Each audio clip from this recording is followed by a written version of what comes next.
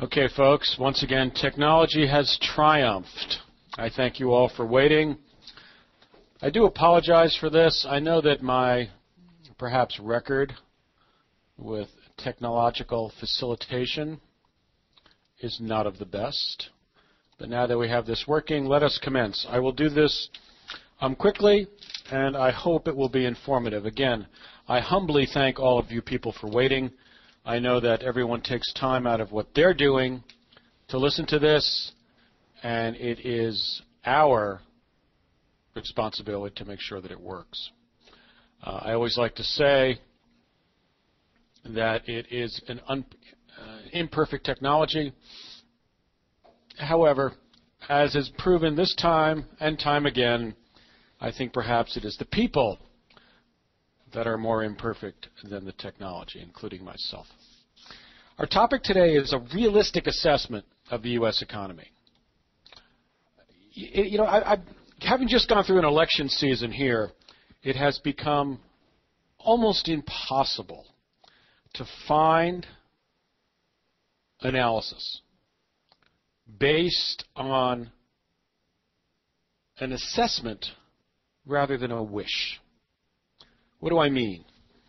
Most of the analysis that I have read, certainly through the election season, was polemical in purpose and largely to a great degree in analysis as well. That means its purpose was to persuade people, persuade voters that one thing is happening or the other, and to wait and to sway them to vote in one direction or other. That is what I'm trying to get away from. Of course, when politics and government policy has so much weight upon what we do. By the way, if anyone has any questions, I will put up the chat window and we will look at whatever questions. I'm perfectly willing, in fact, Joy, since you were all so patient, I would be perfectly happy to stop and chat on any questions that you have. So I will keep the chat window up rather than closing it while I'm speaking. Anything you have, just type it into the chat. I'll see it, and I'll be glad to stop and answer your questions to the best of my abilities.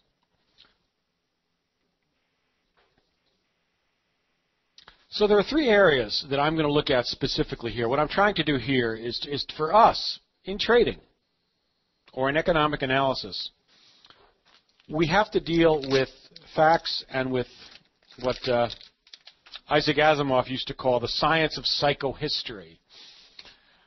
That's from his Foundation Trilogy series, one of the great works of science fiction. Although Mr. Asimov is not a great stylist, he is a great thinker. And the idea of psychohistory was that you can treat human masses, he was talking on a galactic scale, as you would atoms. Say the laws of thermodynamics, which are very capable of predicting what will happen to a gas if you add pressure. So, according to the science fiction idea of Isaac Asimov and psychohistory, human masses can also, their behavior, their reaction to inputs can be predicted as well. Now, after all, that is what we try to do when we look at the economy, when we pick stocks, when we pick currencies. That is what we're trying to do. We're trying to predict sometimes a behavior of a great mass, such as the U.S. economy or even the world economy, and figuring out how to make money based on that, or more narrowly, how to predict the behavior of the people who are trading a particular currency. Euro, dollar index, whatever it is, where the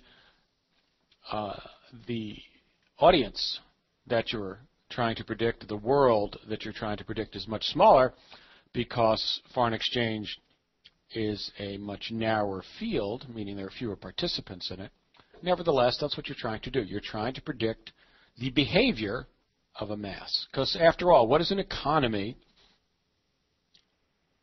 but the conglomeration of millions and millions, one would say billions and billions, probably trillions and trillions of individual decisions, both by individual people and on individual topic, that create economic movement or economic growth or economic decline. But whatever they are, that is what you're tracking, and that's exactly the same with currencies. Will all the people in the market, or participating, or a majority of them, buy the euro at this one particular point? Will they sell the dollar index? Will they sell the dollar yen?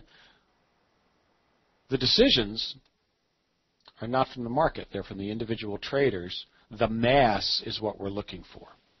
So what I'm trying to do here, and I will try to do here, is to take some of the topics. I'm going to go over 3 areas, and then, and I'm only talking particularly about the U.S. economy here.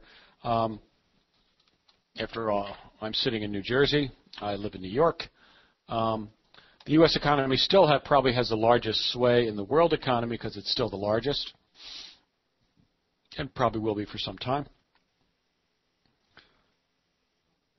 But politics, as I said, have intruded so far into the analysis that it's difficult to disentangle what might happen from what we want to happen for some other reason. For instance, it is possible,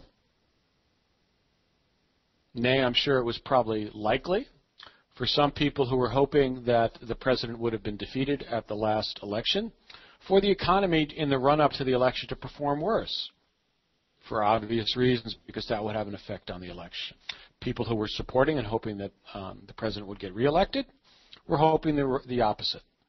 So most of the analysis that you would read in the month or the year reflected these biases rather than the dispassionate economic analysis that you hope to affect. Now, there's reason, of course.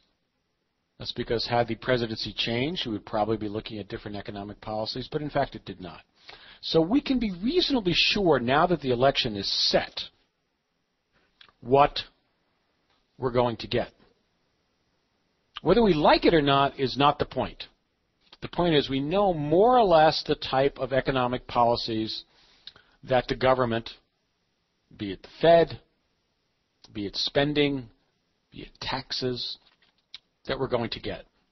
After all, we've had 4 years of them, and they're not likely to change very much. So that much is set. I would say, well, let's put it this way. The problems we're looking at here, I'm going to go through 3 areas and go through them rather quickly. I'm going to try and make both analysis and prediction, although prediction less so, for the U.S. economy. And here are the areas I'm going to handle. It's because we are slow on time, and that's, of course, my fault, or at least our fault. For the U.S. economy, I'm going to look briefly at labor, at investment, business investment, at economic growth, at consumption. When you talk about business investment and consumption, those are the 2 great spending drivers, and of course you have to include the government. So the 3 great spending drivers of the U.S. economy are, or really any economy, particularly the U.S., but we're talking about the U.S., investment, consumption, and government spending. And I think we have a pretty good idea of what we're going to get in the next 6 months or a year there, and what that might predict for the U.S. economy.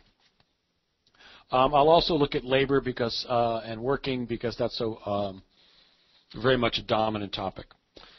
Having looked at that on the U.S. economy, I'm then going to look at what that might predict for stocks and what that might predict for currencies. Okay?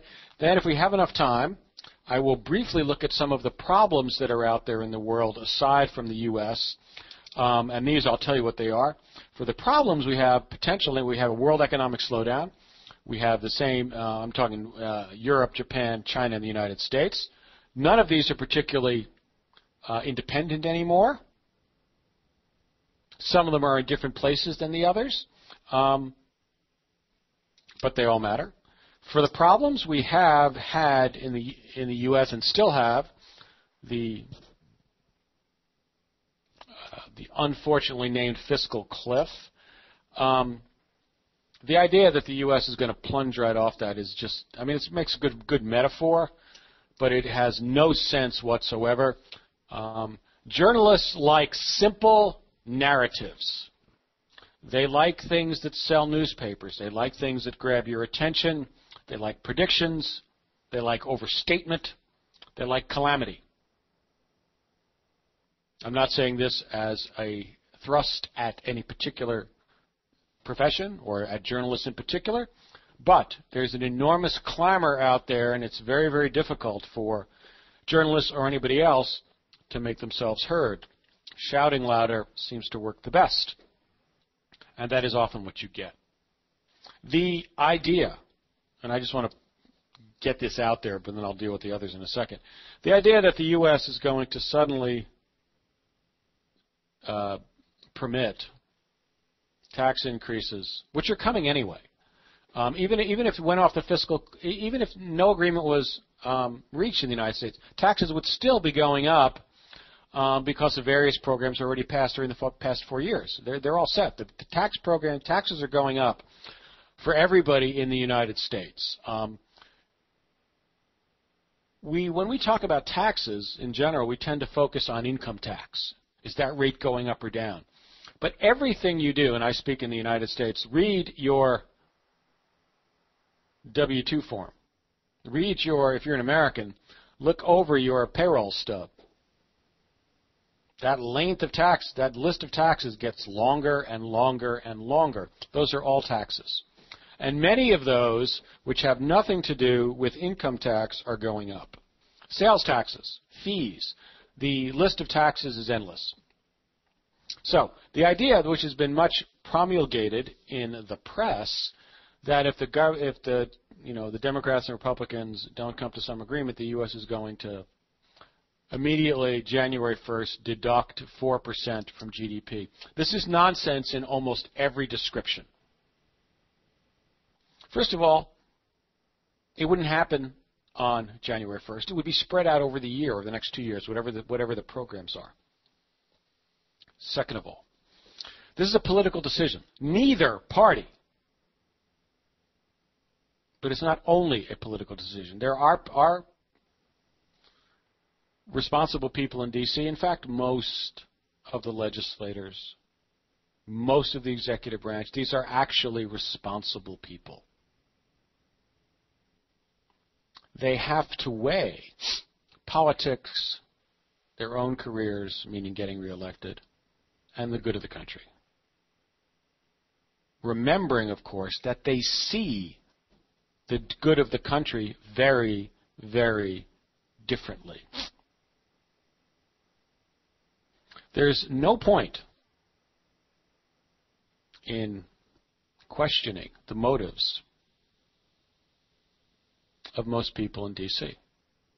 Makes a great copy, but it's not true. So, the idea that either side is going to permit this to happen is not true. It has never been true. It's exactly analogous to what has happened in Europe with the debt crisis. The Europeans have said time and again, so many times that you could probably fill 4 days with various quotes on this one topic. We will not let the euro fail. How many times has that been said over the past? Well, they're not going to, and they haven't. So it was always the case from the very beginning that the Europeans would not let this fall apart. And it was also true that the governments had the power to prevent it. And so this latest iteration, this latest Greek rescue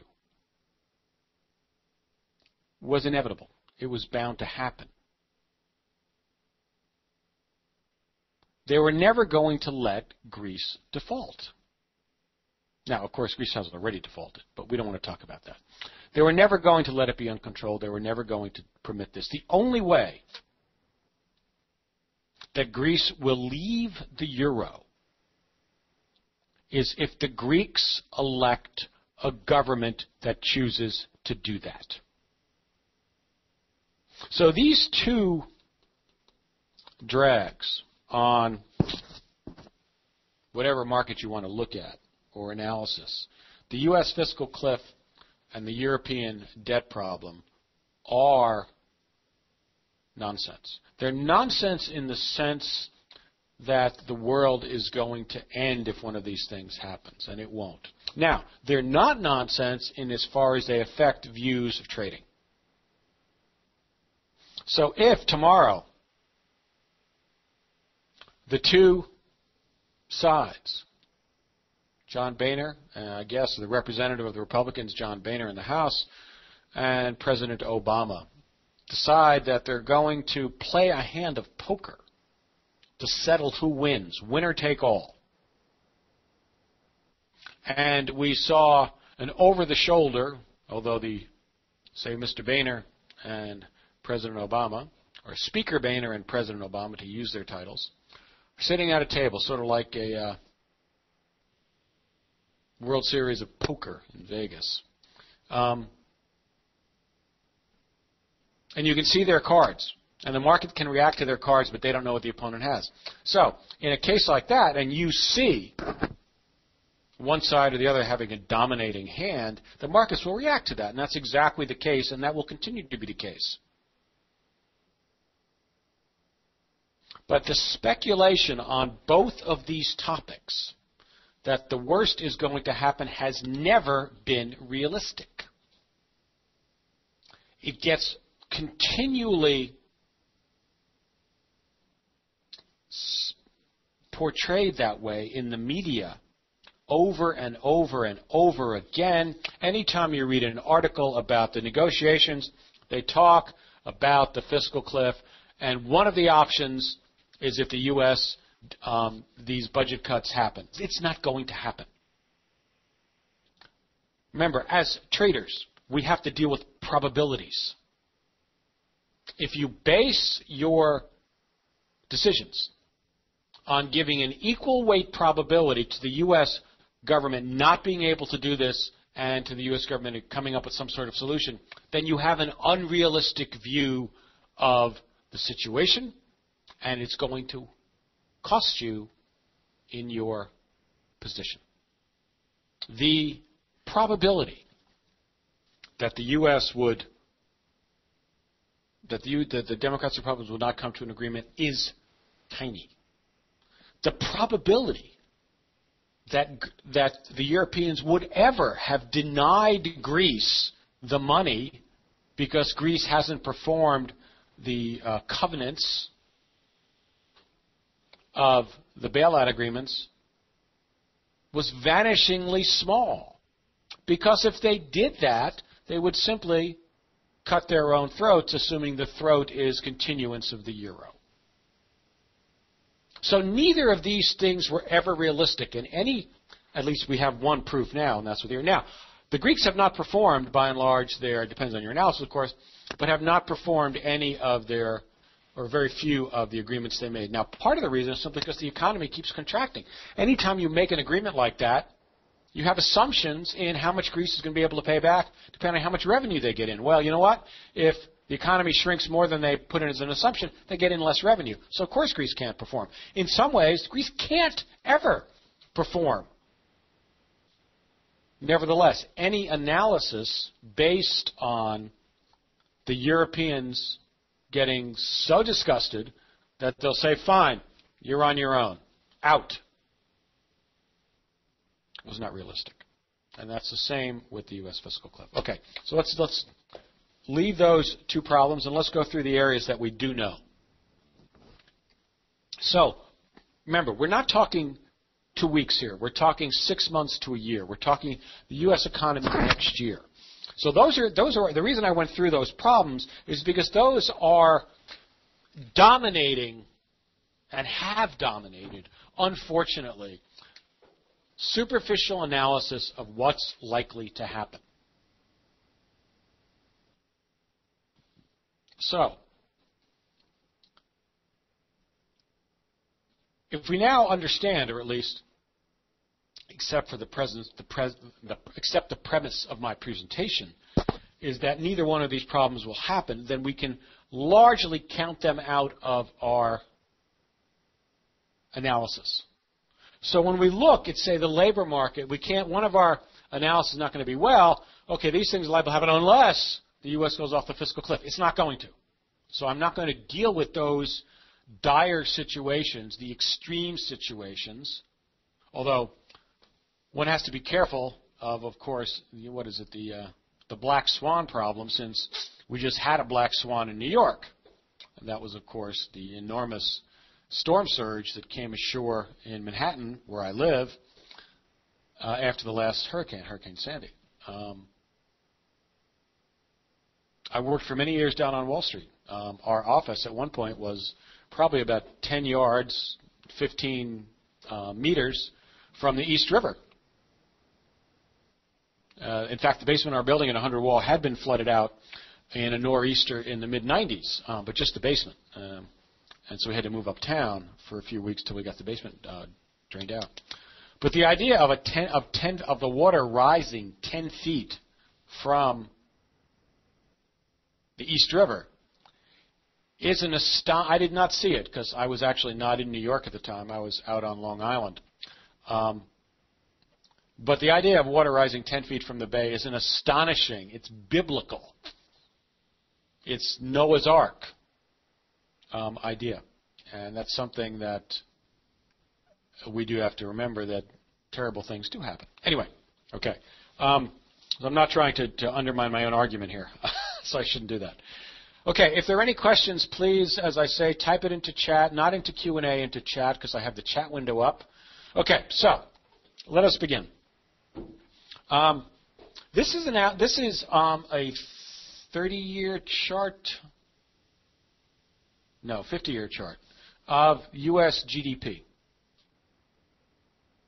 You can see that for all of the quarter-to-quarter changes that the 2008 financial recession had the worst drop going back 50 years. I would venture to say, as everyone has said, of course, so there's no great venturing here, that it's the worst since the Depression. And there's no doubt statistically that's the case. Okay, you had almost more, at one quarter to quarter, you had more than an 8% year-to-year annualized drop in GDP. Now, big difference here is you had a much greater snapback than you did in the Depression. At any rate, so this is what we're dealing with. Now, you can see the enormous variation quarter to quarter. Okay, so let us move that. And, okay, now we're going to look at the labor market. So remember what we're trying to do. We're trying to look at what is likely to happen for the next year. Okay, let me bring that GDP chart up again, okay? Since we have come out of the financial crash, now remember, more or less we know what we're going to get out of Washington. There isn't going to be an enormous stimulus program. I'm not arguing whether or not the last one worked or not. There isn't going to be one because there's no money. And the Republicans in the House will never pass it. Now, would the Democrats do it? They probably would if they could. But we're not going to get that. So there isn't going to be any more enormous stimulus out of D.C. I don't care what they say. They're not going to do it. It's going to be change in rate policy. The longer this rate policy goes on, the more money the government borrows, the less likely it is the Fed is going to be able to return to a normal rate policy. So we can assume that we're going to get lower rates. I mean, Mr. Bernanke keeps saying every time he brings this topic up, we're heading out into my retirement at this point as far as, no rates. I'll show you what the rates look as without raising rates. So we can be pretty sure that even if the economy starts to recover, so we get 3 or 3.5% growth, 4% growth, just say that. It's going to be very difficult for the Fed to start raising rates because of the enormous borrowing needs of the federal government. When you're borrowing $1 trillion a year on deficit, it matters what you pay. After all, not only that, the Fed's been buying most of this, but that's another topic. So, we know we're not going to get stimulus. We're probably going to get very low rates. We're going to have rates continuing. Then we look around the world.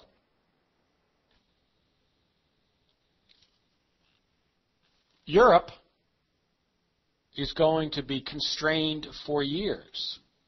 by its debt issues. In China, the other large area of the economy, has an export-dominated economy. They have been unsuccessful in creating a consumption-based economy. Every time I buy toys for my kids, I almost know where they come from. For many tools, they are uniformly now made in China. This is true around the world. I'm sure you'll all say true no matter where you are. I mean, if you're China's actually biggest trading partner is actually the EMU. I mean, the European Union. It's not the U.S. So we don't know exactly what's going on in China. My guess is that without great growth from the rest of the world, China also is going to be relatively slow. In Japan, we already know what the condition is. The one thing that does give me concern for the futures of my children is looking at Japan as an unfortunate role model for parts of the world. I know you've heard this from me before if you have been to my webinars over the past several years, and that is population. It's long been my contention that the biggest problem with the Japanese economy is its own population, meaning its population is declining. As people get older, they spend a great deal less money. They save money. I remember my parents. They don't spend it. Trying to get my father to spend some extra dollars when he was in his 70s and 80s was nigh on impossible.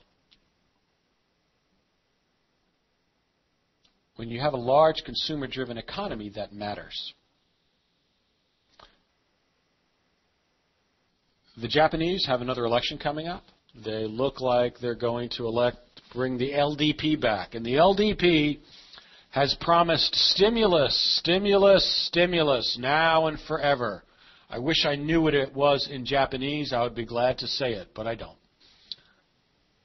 This is one of the most rigorously failed policies in the history of government economic policy.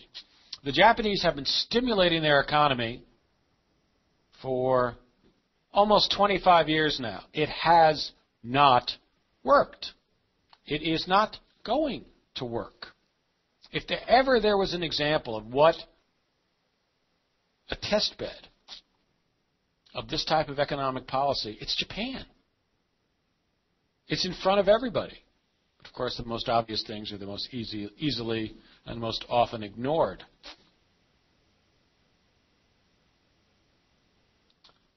So, if who's Noda is out, and I'm trying to remember who the LDP leader is. Ozawa, I think. If he gets elected, he's going to have the Bank of Japan flood the market with economy, and they want to get the inflation up to 1%. They want to get it up to 1%. The economy has essentially been deflating for 20 years. It's not going to work. So if I ever worry about the future, it's that particular future. I mean, it looks to me, and this becomes as much a cultural point as it does an economic point, that a culture, a nation, which stops having children has surrendered the future. I mean, there really is no future to human culture if there are no children. So it is a judgment, apparently, for whatever reason, that the Japanese are making. If the Japanese are not having children, eventually there are no Japanese, which is not a pleasant prospect for anything in the future. But since this is several generations at least away, there's only so much we can worry about currently. Okay, so let's go back to our topic. So that's the background for what we have here. So let's look at the labor market. Okay? This chat is very determined. Okay, so let's look at, this is from the St. Louis Fed, which is anyone who's interested in charts and statistics has a very, very good public access information system on the St. Louis Fed. Okay, this is non-farm payroll going back 40 years, a little bit more than 40 years. Okay. we can see that in all the post-war recessions, from 1970 at any rate, this was by far the worst, and the recovery here is far below average. What you have to remember, of course, is that this is not corrected for population growth. So you could do this same chart as a percentage of working age people, of people who say they want a job, of whatever you'd like, and it would be much worse. Because if after coming out of the 1980 recession, you're making 200,000 jobs, well, the U.S. was probably close to 100 million people fewer in the country. I'm not sure what the numbers are, actually.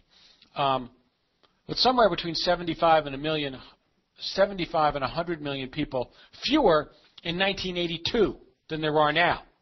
Yet we have the same number of jobs. So this graph, for a sociological point of view, is actually far worse. Okay, we have a question here. Let me say.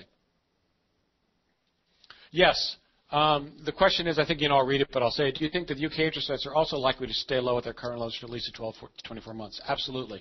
As a matter of fact, I think you have a hugely, and if you were trading in the late 80s and early 90s in currencies the way I was when I started out, you remember the enormous disparities between interest rates in various countries, especially when the European, the ERM, the European rate mechanism, they were trying to coordinate their rates in Europe in the mid-90s.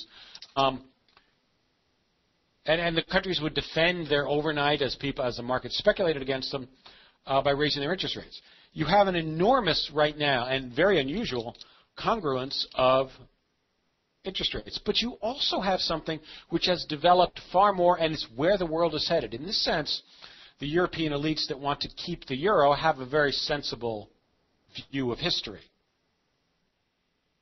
History is not necessarily one way, but ask the Romans in 400, or many, many, many other instances. Any Chinese dynasty you like, there are cycles and things end.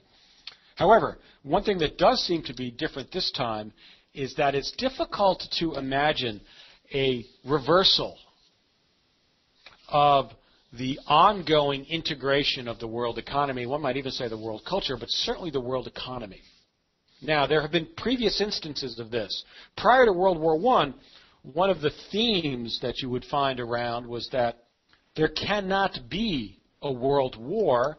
They were looking back 100 years, back to the agrarian past at the end of the 18th century, the beginning of the 19th century, which is probably the greatest change in the history of mankind, at least in the industrial West, where you move from a purely agrarian society to an industrial society within 100 years. The changes that we've seen from 1900 to 2000 were much, much smaller than that, because in 1900, in many parts of the world, you were already in an industrial society. The industrial society itself changed, but you were not moving from an agrarian past to an industrial present. So people were thinking at the time, the world is too integrated. We cannot have a world war. Of course, that did not seem to be the case. I'll answer that in a second. That's actually a very fascinating question, and I'll tell you why I think they're doing it. Where was I? So the U.S. The world change. I remember. So as I was saying, it's difficult to imagine a reversal of the integration of the world, and that's something I stand by, because the technology and all of the things that are happening, and although people's view amongst how they view the world, does not seem to be reversal, except for the fact that it is supported by technology. Now, as far as I know, well, not as far as I know, there's never been, remember Y2K, and that was going to end all the computers around the world for a couple of weeks. It didn't happen. However, there certainly have been biological plagues throughout history. It is perhaps in the realm of science fiction. Nevertheless, it is possible, and that's the only thing I could think of, to think of a computer plague that infected somehow all of the PCs and thereby disabled industrial communication, personal communication. And that it was irreversible. That's the only kind of thing I could think of at the moment that would change the momentum and the evolution to the world that we're seeing now. Yes, I suppose something could hit the Earth, but in that case, we all become religious and have to think about the end of the world. Okay, next, let me just ask the question. So I do think that UK interest rates and interest rates in general are not going anywhere because all of there really isn't any robust economic growth anywhere around the world right now. Any country, Europe, China, Japan. Japanese have been suffering from this for years. UK, the United States. Who starts raising rates? What's going to happen in the currency markets? Their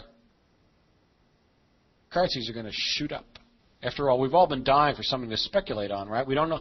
We no longer have one of the great movers of currency markets used to be rate cycles.